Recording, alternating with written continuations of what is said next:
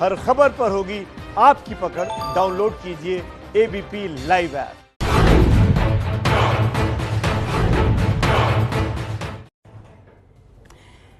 नमस्कार, आप देख रहे हैं एबीपी न्यूज। आपके साथ हूं मैं रोबिका लियाकत।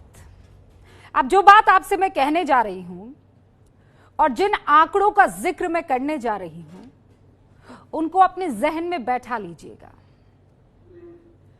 जिस देश में भुखमरी और पैसे की कमी से कोरोना काल में 58 लोग मर जाते हैं स्टारवेशन से, जहां चलने और लाइन में खड़े होने की थकान से 29 लोगों की मौत हो जाती है और ये मजदूर है सब, जहां इलाज ना मिलने की वजह से 40 लोग मर जाते हैं, जहां घर पहुंचने में पैदल सफर में एक्सीडेंट की वजह से 114 मजदूरों की मौत हो जाती है, उसी देश में बसों पर मजदूर नहीं राजनीति सवार होती है।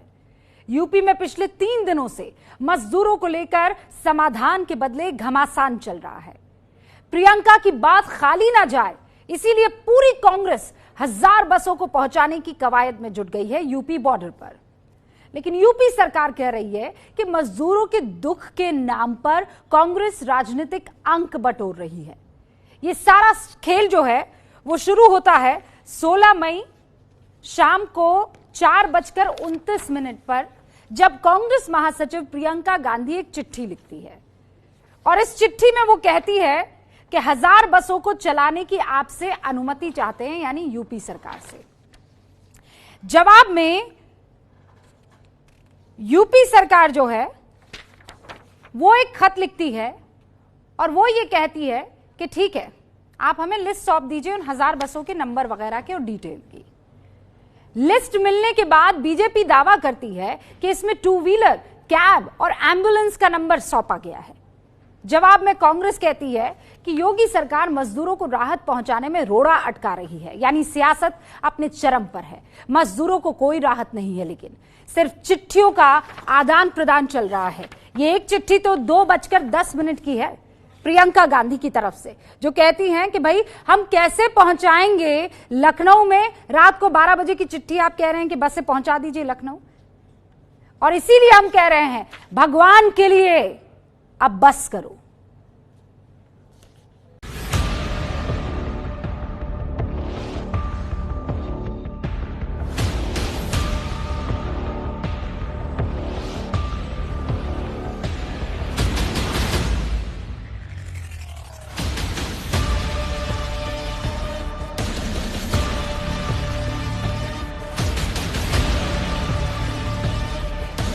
आदरणीय मुख्यमंत्री जी, मैं आपसे निवेदन करना चाहती हूँ, ये राजनीति का समय नहीं है।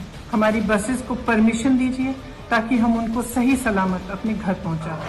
प्रियंका वाड्रा और राहुल गांधी की जो बस है वो कहीं निकलती है एम्बुलेंस, कहीं निकलती है 3 व्हीलर, कहीं निकलती है टाटा मैजिक।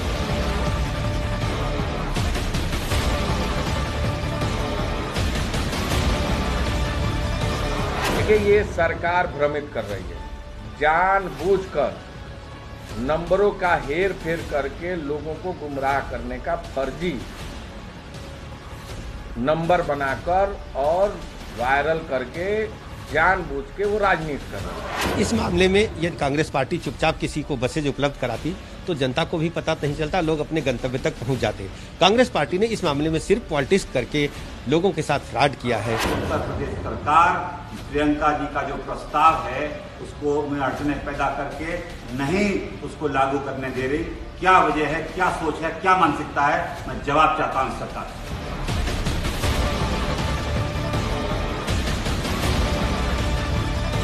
प्रियंका जी और कांग्रेस पार्टी के साथी बसें उपलब्ध करवाते हैं तो आप उसको भी दुत्कारते हैं, घटिया राजनीति करते हैं, सस्ती संवेदनहीन सोच रखते हैं।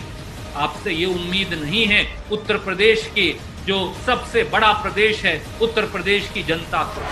राहुल गांधी जी उतर आए मैदान में, प्रियंका जी आ गई, अभी रावत वाड्रा साहब भी आ गए। अब ये तिकड़ी जो है वो लोगों के में कंफ्यूजन पैदा करने के लिए है, लोगों के कॉन्फिडेंस को कमजोर करने की कोशिश करने वाली है। कौन कर रहा है सियासत, और हमें मतलब नहीं है किसी की भी सियासत से। जिन बसों पर मजदूर सवार होने चाहिए थे उन बसों पर सियासत क्यों सवार है? आज किसको शर्मिंदा होना चाहिए, या कह दीजिए कि इन मजदूरों को शर्मिंदा होना चाहिए कि वो इस धरती पर पैदा हुए हैं। शाहनवाज हुसैन साहब प्रवक्ता हैं बीजेपी के, हमारे साथ जुड़ चुके हैं। गौरव वल्लभ अब से कुछ ही देर में हमारे साथ जुड़ेंगे, कांग्रेस के प्रवक्ता हैं। Ghanshyam Tiwari ji after a long time प्रवक्ता है समाजवादी पार्टी के, हमारे साथ जुड़ चुके हैं। डॉक्टर एमएच खान साहब राजनीतिक विश्लेषक है लेकिन बीएसपी का पक्ष बहुत अच्छे से रखते हैं। आपका भी एमएच खान साहब बहुत बहुत स्वागत है, अर्ज से बाद आपसे भी मुलाकात हो रही है। संगीत रागी साहब प्रोफेसर है दिल्ली यूनिवर्सिटी के। संगीत रागी, प्रोफेसर रागी, आपका भी बहुत बहुत स्वागत है। शुरुआत मैं शाहनवाज हुसैन साहब आपसे करना चाहती हूँ। मुझे ये बताइए क्या प्रॉब्लम क्या, आप लोग बसें नहीं दे पा रहे हैं, सामने वाला बसें दे रहा है तो आप कह रहे हैं कि पूरा खाका सौंपिए? आप नहीं चाहते मजदूरों को मदद मिले, जितनी भी मिले, जहां से भी मिल जाए? कोविड-19 के खतरे को देखते हुए जब लॉकडाउन लगा और उसके बाद लॉकडाउन बढ़ता गया, मजदूरों का संयम टूटता गया और कई राज्यों में मजदूरों के साथ व्यवहार अच्छा नहीं हुआ, वो पैदल चले। बाद में सरकार ने यह तय किया कोई पैदल ना चले, हम सरकार के जरिए उनको गंतव्य स्थान पर पहुंचाने का काम करेंगे। 16 तारीख को, क्योंकि रबिका जी जो आपने बता दिया है मैं उसको रिपीट नहीं कर रहा, 16 को पत्र लिखती हैं सरकार को, उनके तरफ से उनका पत्र एक्सेप्ट किया जाता है। उसके बाद कहा जाता है कि सरकार को आप बसें दीजिए, तो वो अपनी मर्जी से कहते हैं हम इधर खड़े हैं उधर खड़े हैं। सवाल ये है कि सरकार का ये अधिकार है, कोई भी अगर बस देगा तो क्या वो कंडक्टर और ड्राइवर वर्ग के खुद चलाएगा? उसको सरकार को उपलब्ध कराना होगा। डॉक्टर एमएच खान का जरा मैं इस पर वक्तव्य चाहती हूँ। एक सेकंड शाहनवाज हुसैन साहब, डॉक्टर एमएच खान कौन राजनीति कर रहा है? क्योंकि आप तो ना 3 में ना 13 में हैं, आप बाहर से अच्छे से बता सकते हैं थर्ड एम्पायर के तौर पर। जी नहीं, ये जो देखिए, जो हमारे मजदूर सड़कों पर दिखाई दे रहे हैं, आज भी दिखाई दे रहे हैं। अभी तक किसी राजनीतिक दल को ये समझ में नहीं आ रहा है कि ये मजदूर कैसे सड़क पर दिखाई दे रहे हैं। महिलाएं सड़क पर हैं, कितनी, एक महिला का तो आप डिलीवरी हो गया सड़क पर और लोगों को पैरों में छाले पड़ गए।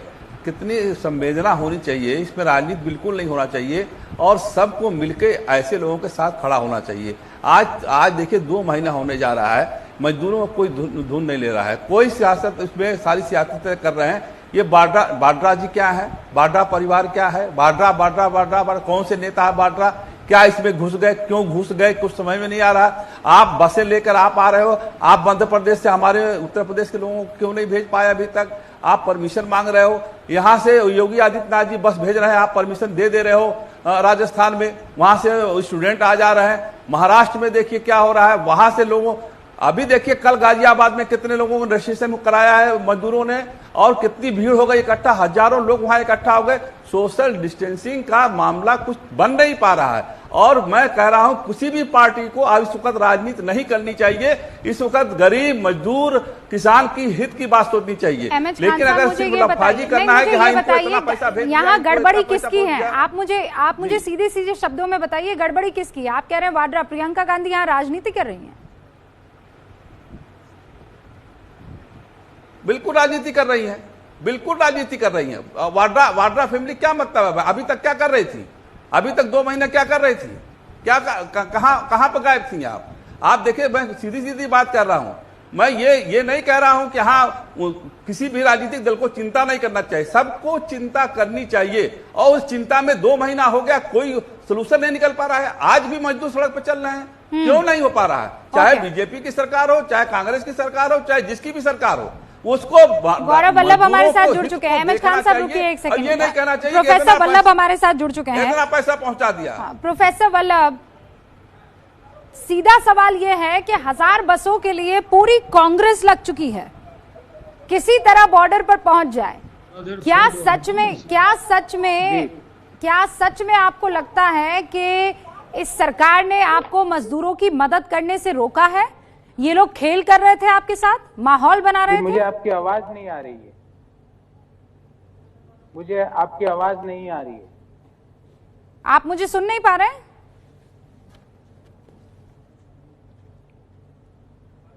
नहीं, कुछ दिक्कत है, सुन नहीं पा रहे हैं। शाहनवाज हुसैन साहब, घनश्याम तिवारी, आप मुझे सुन पा रहे हैं? मैं सुन रहा हूँ रुबिका जी। आप एक बार मैं क्लियर कर दूं, मेरे सारे मेहमान मुझे सुन भी पा रहे हैं या नहीं? डॉक्टर घनश्याम, आप सुन पा रहे हैं मुझे? ओके, शाहनवाज हुसैन साहब जी, मैं सुन रहा हूँ। आपको परेशानी क्या? 1000 बसें आपकी किसी बोर्ड को कम ही तो करती ना, तो क्यों आप ये खेल कर रहे थे? जो प्रियंका जी कह रही हैं वो अपनी बातों को पलट रही है, कह रही है इस पर कोई सियासत नहीं होनी चाहिए। और कांग्रेस 16 तारीख को खत लिखती है, योगी जी उसको एक्सेप्ट करते हैं, फिर कांग्रेस कहती है कि नहीं हम बॉर्डर पर नहीं देंगे, जब आप बस देंगे तो सरकार तय करेगी ना कि कहां पे बसें जाएंगी। बॉर्डर पे मांगा, फिर कहा यहां खड़ी है, उसके बाद वो भी मान गए कि चलिए बॉर्डर पर जहां खड़ी है वहां दे दीजिए। लेकिन कांग्रेस पार्टी की जो लिस्ट आई उसमें ऐसा ही लिस्ट आ गया जैसे एक बार चारा का स्कैम हुआ था, तो बोला चारा कैसे गया, तो कहा स्कूटर का नंबर था, एम्बुलेंस का नंबर था, उस पर भैंसे गई। बात यह है कि ये जो नंबर चेक किया यूपी सरकार ने, जो यूपी सरकार की तरफ से ऑफिशियल स्टेटमेंट आया, कई नंबर ऐसे थे जो स्कूटर के नंबर है, एम्बुलेंस के नंबर है। अगर आपके पास बसें नहीं है तो सिर्फ राजनीति क्यों कर रहे हैं? योगी आदित्यनाथ जो पिता की मृत्यु के बाद भी उस कार्यक्रम में नहीं गए, 24/7 वहां मजदूरों की, वहां के लोगों की चिंता में लगे हैं, आप उनकी पीठ थपथपा नहीं सकते। तो इस तरह की बातें करेंगे, ऐसा व्यवहार करेंगे, ये कहीं से भी स्वीकार नहीं हो सकता। और मैं मानता हूं कि जिस तरह की सियासत कांग्रेस कर रही है दुर्भाग्यपूर्ण है। अभी कोविड-19 के खतरे को देखते हुए पूरे देश को इकट्ठा होना चाहिए। कांग्रेस को सियासत करनी है तो और मौका आएगा, लेकिन जब हम लोगों के दुख दर्द को बांटने में लगे हैं तब इस तरह की सियासत, ये ऐसी सियासत की कभी अपेक्षा नहीं थी। लेकिन कांग्रेस पार्टी, क्योंकि प्रियंका जी ने कह दिया, पूरी कांग्रेस पीछे खड़ी हो गई। नहीं, कांग्रेस, अरे कांग्रेस का काम थोड़ी है, मुझे बताइए, कांग्रेस का काम है बसें पहुंचाना, तो कांग्रेस, तो विपक्ष में कांग्रेस पार्टी ने राजस्थान सेवा करना मजदूरों का किसका काम है? मुझे कोटा में बच्चे फंसे हुए थे तो बसें क्यों नहीं लगा दी? क्या राजस्थान रोडवेज जिसके पास सबसे ज्यादा बसें हैं उसको उपलब्ध क्यों नहीं कराया? क्या प्रियंका जी की बात अशोक गहलोत नहीं मानते हैं? क्या महाराष्ट्र की सरकार में? ओके, शाहनवाज हुसैन साहब एक सेकंड, घनश्याम तिवारी आप मेरी आवाज सुन पा रहे हैं? नहीं मानते जी, मैं आपकी आवाज सुन पा रहा हूँ और सबसे पहले मैं आपको और आपके दर्शकों को नमस्कार करता हूँ। आप इस महत्वपूर्ण विषय पर आवाज उठा रही हैं और इस आवाज के साथ जो 8 करोड़ मजदूर, जिन लोगों को गरीब, साधारण वर्ग, वर्किंग क्लास, जिसको 4 घंटे में लॉकडाउन अनाउंस करके और उसके बाद 4 लगातार लॉकडाउन हुए, इस सरकार ने बर्बाद कर दिया, बेसहारा कर दिया। जिसने भी ये निर्णय लिया वो सिवाय मौत के सौदागर के कोई नहीं थे। ऐसे लोगों ने निर्णय लिया। आज के मजदूर, ये लोग प्रधानमंत्री के निर्णय को से जा रहे हैं, मौत का सौदागर कहना वही गलती कर रहे हैं। आपके बीच में नहीं बोल रहा था, इस बात पे मुझे एतराज है। आज भी बिहार में मजदूर मरे हैं, निर्णय किया औरैया में मजदूर मरे। ये अब उनको इस तरह की भाषा की मौत की जिम्मेदारी उन मौत के सौदागरों की है जिन्होंने 4 घंटे में अनिश्चितकालीन लॉकडाउन का निर्णय लिया। वो माफी मांगनी चाहिए, वो आप गलत जबानी है, गलत बयानी है। प्रधानमंत्री ने देश को बचाने के लिए निर्णय लिया, 4 घंटे में मौत का सौदागर, कौन है मौत का सौदागर? मुझे बताइए, कौन है मौत का सौदागर? इनसे माफी मंगवाइए। घनश्याम तिवारी, कौन है मौत का सौदागर? मुझे ये बताइए। मौत का आप तो आंकड़ों को बहुत अच्छे से पढ़ते हैं ना, कौन है मौत का सौदागर? ये देखिए, ये तस्वीर है पूरे देश के स्पष्ट से राय लेकर। नहीं, कौन है मुझे बताइए ना, तस्वीर कहाँ? आप तो मजदूरों की तस्वीर दिखा रहे हैं, आप मजदूरों को मौत का सौदागर कह रहे हैं। कौन है मौत का सौदागर? इंडियन एक्सप्रेस दिखा रहा है संडे को। अरे मुझे इंडियन एक्सप्रेस से मतलब नहीं है, मुझे घनश्याम तिवारी मुझे आपके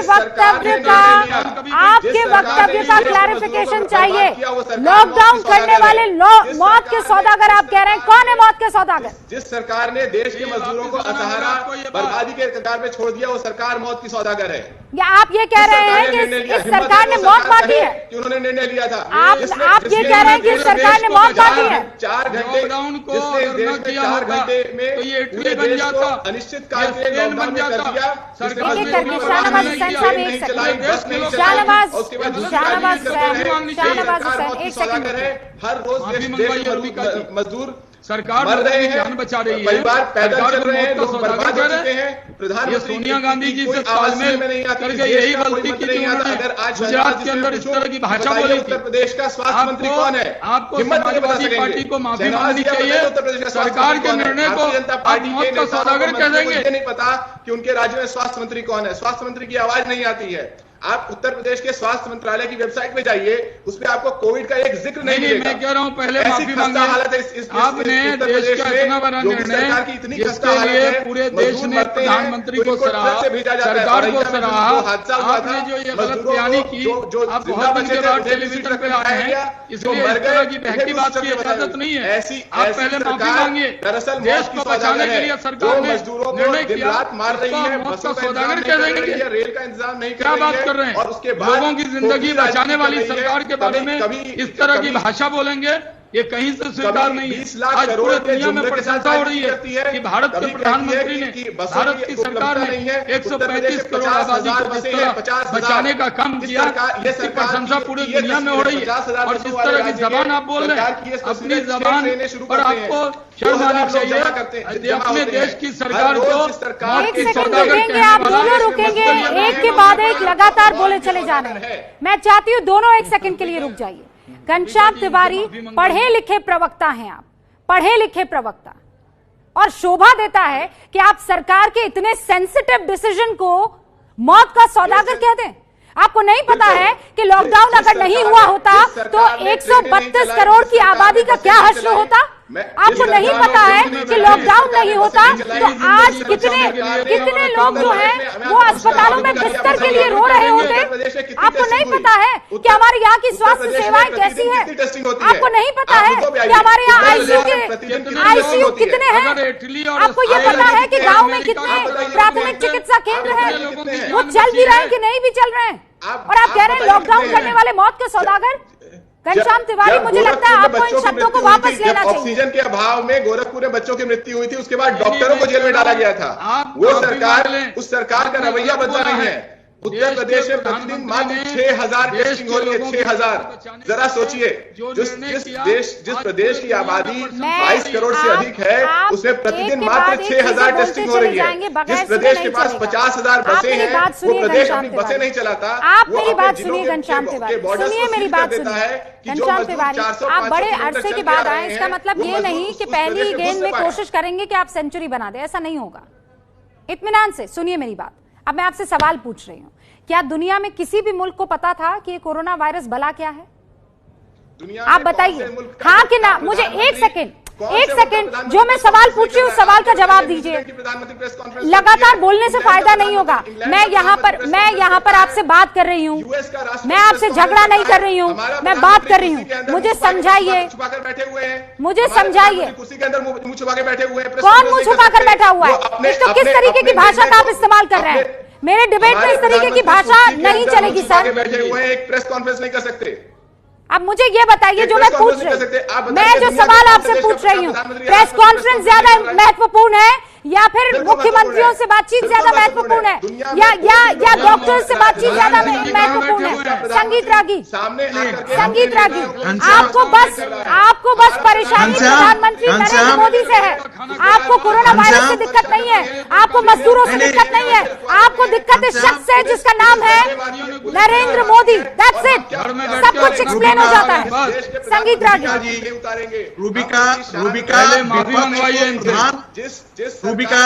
रूबिका जी विपक्ष प्रधानमंत्री को हारते हुए देखना चाहता है।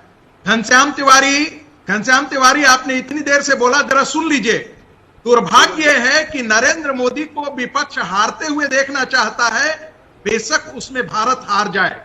और नतीजा यह है कि पूरी दुनिया जब प्रधानमंत्री की प्रशंसा कर रहा है, उस समय विपक्ष जो है जो मजदूर मर गए, जिनकी लाशों को ट्रकों में आपने भेजा, जिंदा मजदूरों के साथ सुन लीजिए तिवारी, वो प्रशंसा कर रहे हैं। तिवारी लगातार मत बोलिए। घनश्याम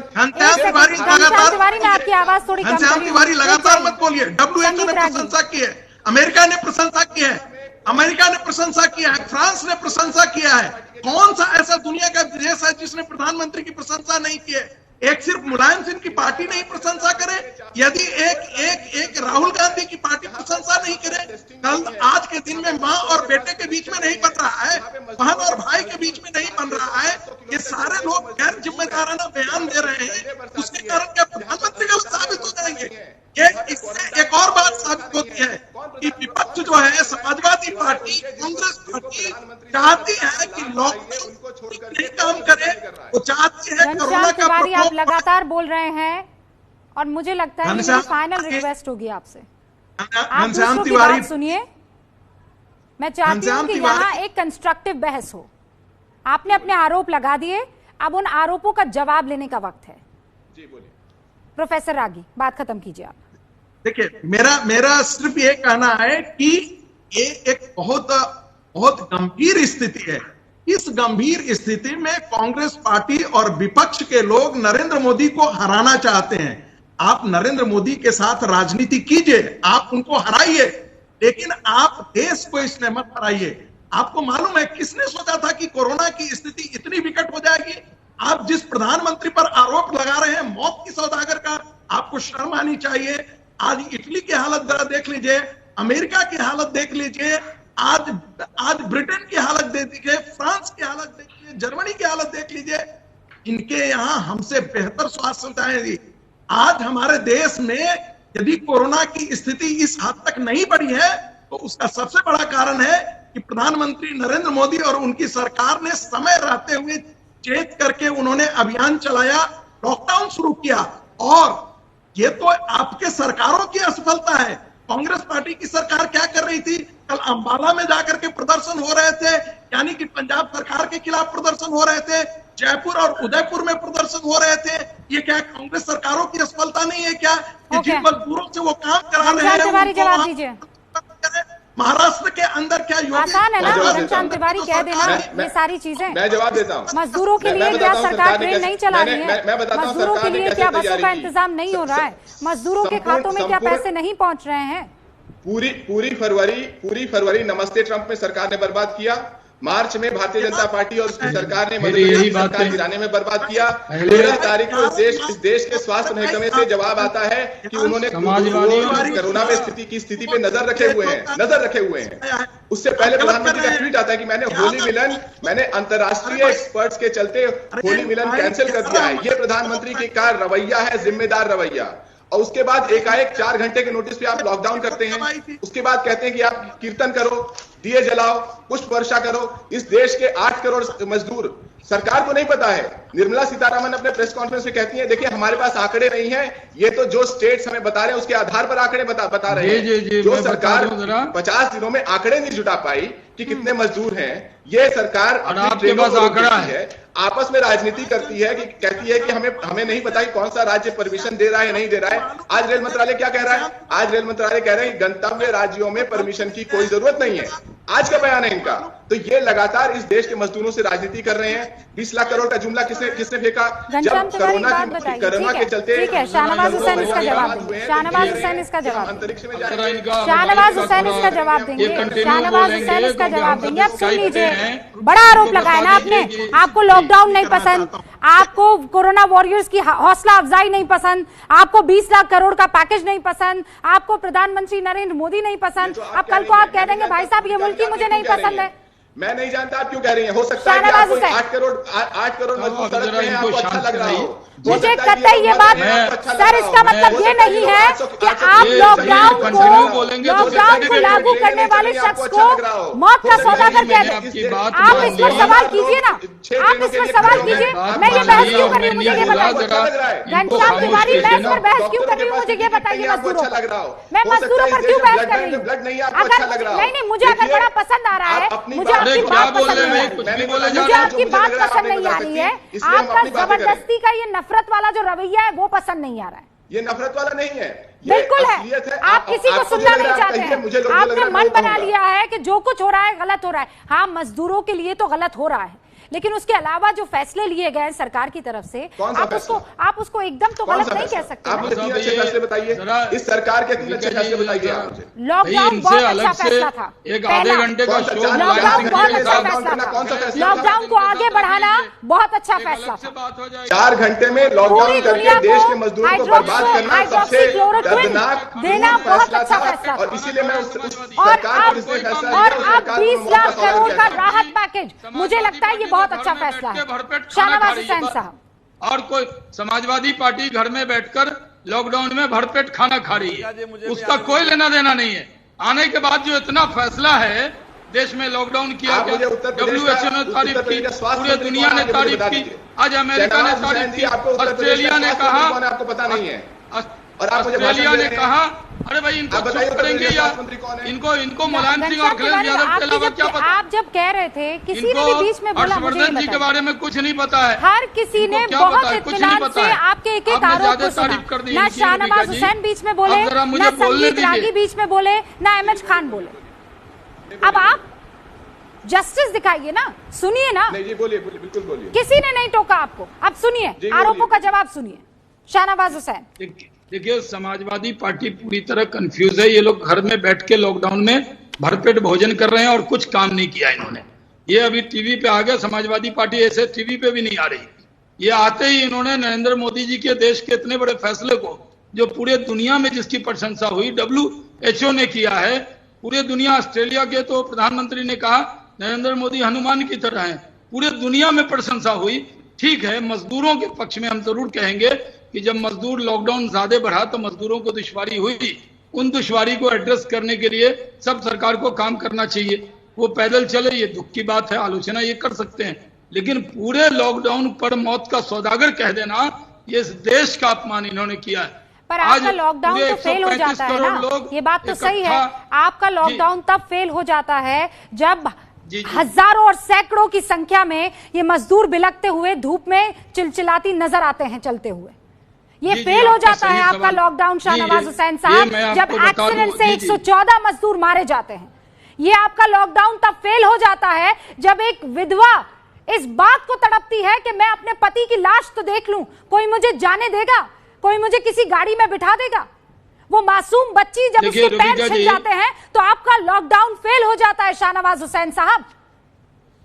वो माँ जब सूटकेस पर अपने बच्चे को, थके हारे बच्चे को खींच कर ले जाती है अपने गांव, तो आपका लॉकडाउन फेल हो जाता है शाहनवाज हुसैन साहब।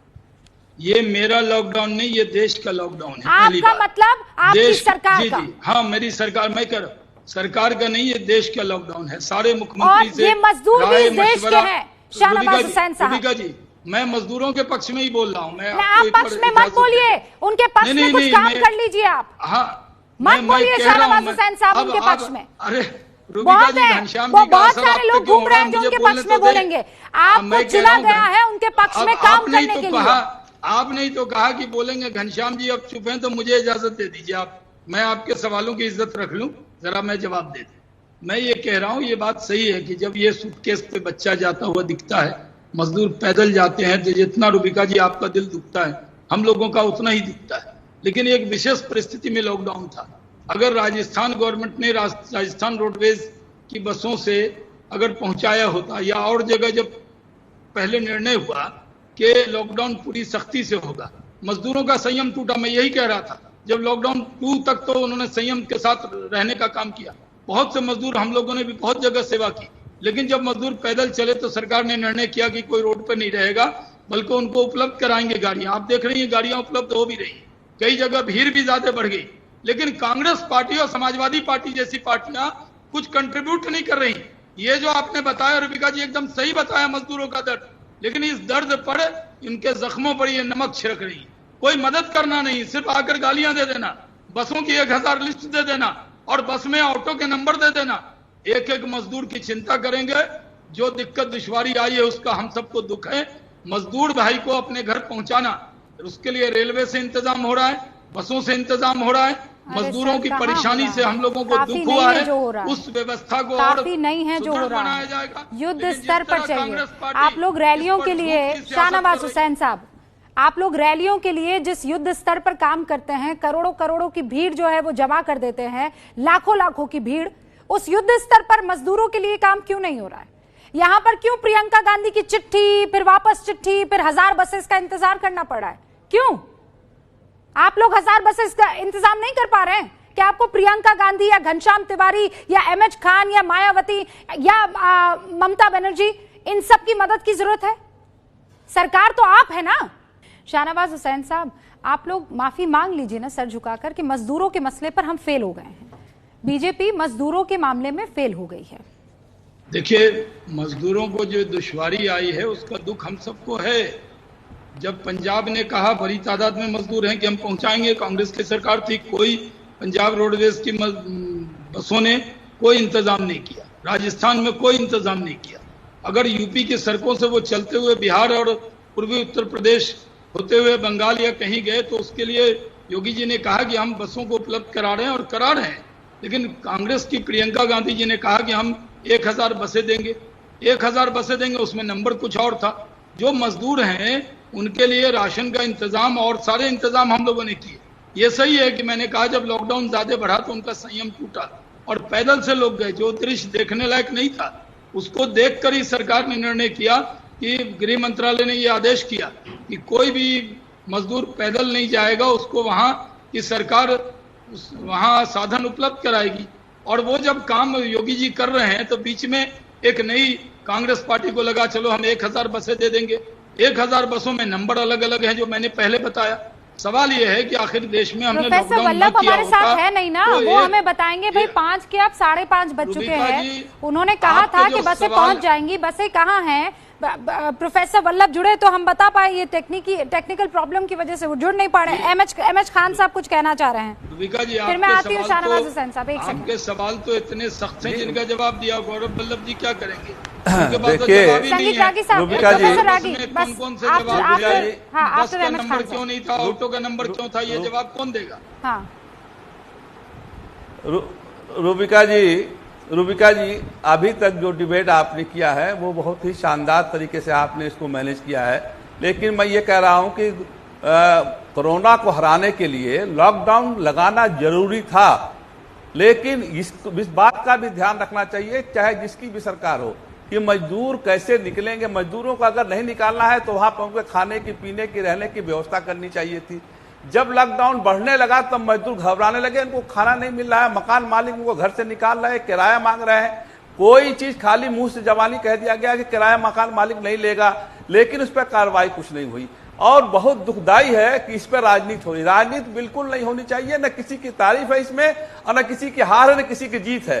पूरा हिंदुस्तान नहीं, पूरा वर्ल्ड आज कोरोना से पीड़ित हो रहा है। आज चिंता करने की विषय है, आज इसमें लड़ाई झगड़ा करने की विषय नहीं है, न किसी की तारीफ करने है न किसी की नीचा दिखाना है। आज सबको मिल करके कोरोना को हराने की बात करिए। मजदूरों को जो तकलीफ हुई है उस पर गलती मान लेना चाहिए कि आपकी रूबिका जी, आपकी बात से मैं पूरी तरह इत्तेफाक रखता हूं कि मजदूरों के साथ अन्याय हुआ है और मजदूरों को लिए आज भी अन्याय हो रहा है। बिल्कुल ही नहीं उनके साथ कोई हमदर्दी जता रहा है, खाली बयानबाजी हो रही है, कुछ कहा जा रहा है, कोई क्यों नहीं है जो उन मजदूरों को नहीं है, क्यों आप लोग सड़कों पर नहीं हैं, ये समझाने के लिए। और सोशल डिस्टेंसिंग का ख्याल रखिएगा एमएच खान साहब, अगर आप सड़क पर उतर भी रहे हैं, बीएसपी के कार्यकर्ता अगर उतर भी रहे हैं तो। लेकिन लॉकडाउन, खैर रागी साहब, भारतीय मजदूर संघ ने, रागी साहब, भारतीय मजदूर संघ ने यह कहा है कि 20 मई को 300 से ज्यादा जगहों पर मजदूर अपना विरोध प्रदर्शन करेंगे, सरकार के प्रति रोष जो है वो जाहिर करेंगे। ये बताता है कि सरकार मजदूरों के मसले पर तो नहीं ठीक रह पाई है, फेल हुई।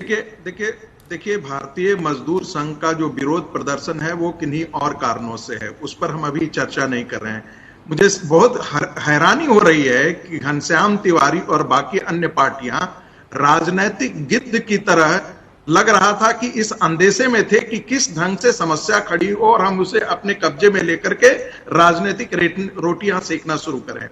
सवाल यह है कि यदि 11 करोड़ और 8 करोड़ यदि मजदूरों का पलायन होता है तो आप देखिए कि वो कहां से पलायन हो रहा है। वो बॉम्बे से पलायन हो रहा है, सूरत से पलायन हो रहा है, अमृतसर से पलायन हो रहा है, पंजाब से पलायन हो रहा है, राजस्थान से पलायन हो रहा है।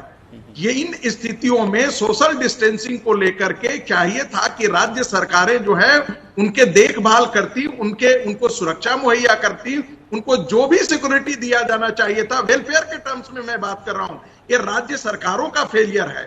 और इसलिए कांग्रेस पार्टी यदि बस चलवा करके चाहती है कि वो राजनीतिक रोटी सेक ले, तो मैं तो यही कहूंगा कि राष्ट्रीय आपदा में इसी को कहते हैं राजनीतिक रोटियां सेकना। हम इसीलिए कहते हैं कि राजनीतिक गिद्ध की तरह कांग्रेस पार्टी और विपक्ष, आज तक घनश्याम तिवारी की पार्टी जो है वो टेलीविजन डिबेट पर नहीं आती थी, लेकिन जैसे ही लगा कि एक कुछ न कुछ समस्या खड़ी हुई है, एकाएक आना शुरू कर दिया।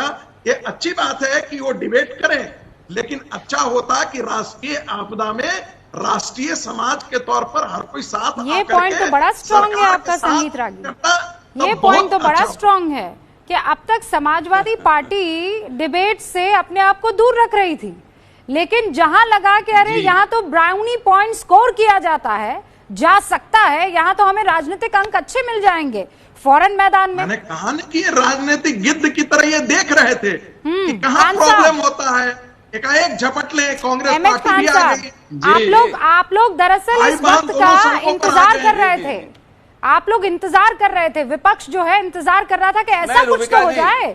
रूबिका जी रूबिका जी देखिए, मैं फिर आपसे कह रहा हूं, मैंने कहा ना शुरू में कहा, मैं आपकी बात से इत्तेफाक रखता हूं, और मैं आज नहीं बराबर टेलीविजन पे डिबेट पे मैं रह रहा हूं, चाहे आपके चैनल पे बहुत दिन के बाद आया हूं, लेकिन सारे चैनल पे रहा हूं, और ये रोटी सेकने का मसला मैं कह रहा हूं कि नहीं करना चाहिए, किसी को नहीं करना चाहिए। आज देश हित में पूरे देश को एक साथ खड़ा होना चाहिए। मैं ये कह रहा हूं, रोटी सेकने का वक्त नहीं है, ये एक दूसरे की बुराई करने का वक्त नहीं है, कोरोना से लड़ने का वक्त है, मजदूरों के साथ खड़े होने का वक्त है। मजदूर अगर देखिए कर्नाटक से क्यों वही मजदूर नहीं निकल रहे हैं?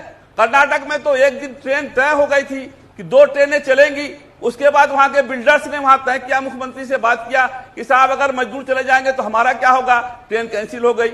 मैं ये नहीं कह रहा हूं कि हम लोग सीखना चाहते हैं, मैं कतई इसके खिलाफ हूँ। कोरोना से लड़ने के लिए सबको एक होना पड़ेगा। एक तो प्रॉब्लम अब ये हो गई है ना, मजदूर अपने घर जा रहे हैं, और जब देश रहेगा तो पार्टियां रहेंगी। शाहनवाज हुसैन साहब ये रोकिए ना, ये रुकेगा कैसे, मुझे ये बताइए। बस मुझे शाहनवाज हुसैन साहब क्या बस आप लोग डिबेट करते रहेंगे? इसका समाधान तो निकालेंगे, क्या समाधान है इसका? खान साहब पूरी जानकारी लेकर बोलिए। खुद भागलपुर के लिए 2 ट्रेन तो बेंगलोर से आई है, आप कहाँ कह रहे हैं? वहाँ 27 ट्रेन तो एक दिन में चली है। इसलिए वो अब पुरानी बात थी कि जब वो लोग मिले थे बिल्डर तब कहा था, लेकिन राज्य सरकार ने निर्णय किया। प्रॉब्लम आई है, ऐसा नहीं आई है। नहीं, मैं बता रहा हूँ, आप पता कर लीजिए ना। मैंने अपने यहाँ भागलपुर के लिए चलवाई गई 2 ट्रेन, एक ट्रेन कल पहुंची है, कल पहुंचने वाली है। आपको मैं बता रहा हूँ, आप सुन लीजिए, सुन लीजिए खान साहब, सुन लीजिए। अरे सुन लीजिए ना, आप भी घनश्याम तिवारी की तरह बोलेंगे तो कैसे होगा? आप सुन लीजिए ना। सवाल ये है कि देखिए कोरोना के खिलाफ जो लड़ाई है। खान साहब एक सेकंड, शाहनवाज हुसैन साहब एक सेकंड, आप अपनी बात पूरी कीजिए। जी। देखिए रूबिका जी, ये कोरोना संकट एक बहुत बड़ा है। आप जानते हैं कि जब ये लॉकडाउन किया गया तो ये सही है कि अगर बहुत जल्दी नहीं किया गया होता तो बहुत बड़ी दुश्वारी आती। जो हमसे साइज में छोटे देश हैं, वहाँ भी करीब स्पेन में 30 दिन में, जर्मनी में 35 दिन, 39 दिन, फ्रांस में 42 दिन, यूके में और अमेरिका में 25 दिन, इटली में 36 दिन में 1 लाख हुए। हमारे यहाँ ये हमने 64 दिन में इसलिए किया कि हमने तुरंत लॉकडाउन हुआ। इतने बड़े देश में अगर कोरोना की जो महामारी जैसी दुनिया में है उसके मुकाबले कम है, तो ये प्रधानमंत्री जी की ज़हनियत है कि उन्होंने बहुत सहीन तरीके से ये निर्णय किया। लॉकडाउन पर कोई सवाल नहीं उठा रहा है। घनश्याम तिवारी अगर सवाल उठा रहे हैं तो उन सवालों का जवाब हम सब ने यहाँ पर एमएच खान आपकी आइडियोलॉजी से नहीं इत्तेफाक रखते होंगे, लेकिन उन्होंने आपका समर्थन किया है इसमें। अब जब देख लिया समर्थन, नहीं आपको इस पूरे देश का समर्थन मिला, इस बात पर मेरा भी समर्थन है कि लॉकडाउन जो है वो होना चाहिए था। लेकिन शाहनवाज हुसैन साहब आंकड़े देखिए ना सर, 64% मजदूर आज उनकी जेब में 100 रुपए से भी कम मात्रा में पैसा बच गया है। 64% मजदूर, 78% वो हैं जिनको पैसा मिला ही नहीं लॉकडाउन के बाद से, जितने भी मजदूर हैं, और उनमें से 99% जो खुद अपना काम कहीं खोजते थे वो बगैर किसी कमाई के रह गए हैं। ये हश्र ठीक नहीं है हिंदुस्तान के लिए। संगीत रागी साहब, हम कौन सा हिंदुस्तान देख रहे हैं? रूबिका जी, संगीत रागी, रूबिका जी, ये बहुत बड़ा सवाल है और मुझे लगता है कि यही सवाल आज के विमर्श का विषय होना चाहिए कि क्या कारण है कि बंगाल प्रेसिडेंसी के जितने भी राज्य हैं, आसाम, बंगाल, बिहार, उड़ीसा और उत्तर प्रदेश, ये 5 के 5 राज्य पूरे देश के लिए मजदूर सप्लायर के तौर पर बन गए हैं। इसलिए ये जो कहा जाता था नेहरूवियन मॉडल, वो पूरा ढांचा बर्बाद होकर के इस देश को बर्बाद कर दिया है। ये सोचने का विषय है कि गांधी जी और दीनदयाल जी के जो भारत की रचना थी, अर्थ रचना थी, उसको नाकार करके आज हमने ये 5 ऐसे राज्य हैं जिनको हमने मजदूरों के रूप में सप्लायर के तौर पर हमने खड़ा कर दिया है। मुझे लगता है कि जब प्रधानमंत्री नरेंद्र मोदी जी जब प्रधानमंत्री बने थे तो उन्होंने कहा था कि हमारे 2 हाथ हैं, दाहिने हाथ और बाएं हाथ। बायां हाथ हमारा कमजोर है, उस हाथ को मजबूत करना है। मुझे वो लगता है कि ये एक अपॉर्चुनिटी आया है, ये हमें एक संभावनाएं जगाती है और नीति आयोग ने ये जानकारी दी है। अभी संभावना कितनी है? अभी तो वो मजबूरी है, अभी वो मजबूरी है, मजदूर है सामने, भुखमरी है और इनसे हमें डील करना है। अब मैं उम्मीद करती हूँ सर, एमएच खान साहब, मेरे पास वक्त नहीं है, एक छोटे से ब्रेक के लिए अब यहाँ पर रुक रहे हैं। जो कुछ भी है, चाहे वो कांग्रेस, बीजेपी, आरएसएस, कोई और जमात, उससे कोई मतलब नहीं है। मतलब इस वक्त इनकी मुफलिसी, इनकी परेशानी हमारे देश के मजबूर मजदूरों की है, उसे किसी तरह डील करना। और इसीलिए तो कह रहे हैं अब बस करो।